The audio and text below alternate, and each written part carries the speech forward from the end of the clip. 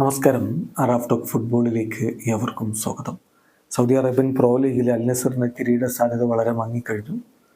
അതേസമയം Kings കപ്പിലും super കപ്പിലും അവർ വളരെ പ്രതീക്ഷയോടുകൂടി പോരാടുന്നുമുണ്ട്. മത്സരങ്ങൾ ഇതാ തൊട്ടരികിൽ എത്തിക്കഴിഞ്ഞു. ഈ ഒരു ഘട്ടത്തിൽ നമുക്കറിയാം അൽ നസറിൻ്റെ ഇത്തവണത്തെ പ്രധാനപ്പെട്ട പോരായ്മ നവാഫ് അൽ അഖീദിക്ക് സസ്പെൻഷൻ കിട്ടിയതോടുകൂടി അവരുടെ ഗോൾ കീപ്പിംഗ് ആണ്. ഡേവിഡ് ഓസ്പിന പരിക്കിൽ നിന്നൊക്കെ തിരികെ വന്നെങ്കിലും ആ ഒരു പഴയ മികവ് അദ്ദേഹത്തിന് നഷ്ടമായിട്ടുണ്ട് എന്നുള്ളത് വളരെയധികം വിസിബിൾ ആയിട്ടുള്ള കാര്യമാണ്.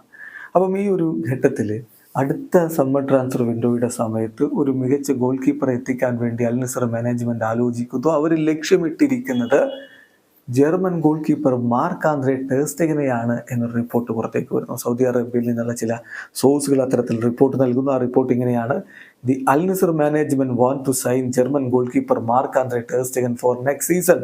അടുത്ത സീസണിലേക്ക് അദ്ദേഹത്തെ സ്വന്തമാക്കണം, മാർക്ക് ആന്ദ്രെ ടെർ സ്റ്റെഗനെ സ്വന്തമാക്കണം. അതാണ് അൽ നസർ മാനേജ്മെന്റ് ആഗ്രഹിക്കുന്നത് എന്നാണ് റിപ്പോർട്ട്. അപ്പം ആ രൂപത്തിലേക്ക് കാര്യങ്ങൾ വളരുമോ കണ്ടറിയണം. ഇപ്പോഴും FC ബാഴ്സലോണയ്ക്ക് വേണ്ടി മികച്ച പ്രകടനം നടത്തിക്കൊണ്ടിരിക്കുകയാണ് German goal കീപ്പറായിട്ടുള്ള mark Andre ter സ്റ്റെഗൻ.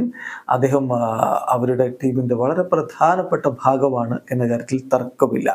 31കാരനായിട്ടുള്ള താരം ജർമ്മനിക്ക് വേണ്ടി 38 അന്താരാഷ്ട്ര മത്സരങ്ങൾ കളിച്ചിട്ടുള്ള ആളാണ്. 2014 മുതൽ അദ്ദേഹം FC ബാഴ്സലോണയിലുണ്ട്. അതായത് 2010 മുതൽ 14 വരെയുള്ള കാലഘട്ടത്തിൽ ബൊറൂസിയ മോൺഷൻഗ്ലാഡ്ബാക്കിന് വേണ്ടി കളിച്ചു. അതിനുശേഷം അദ്ദേഹം ബാഴ്സലോണയിലേക്ക് നീങ്ങി.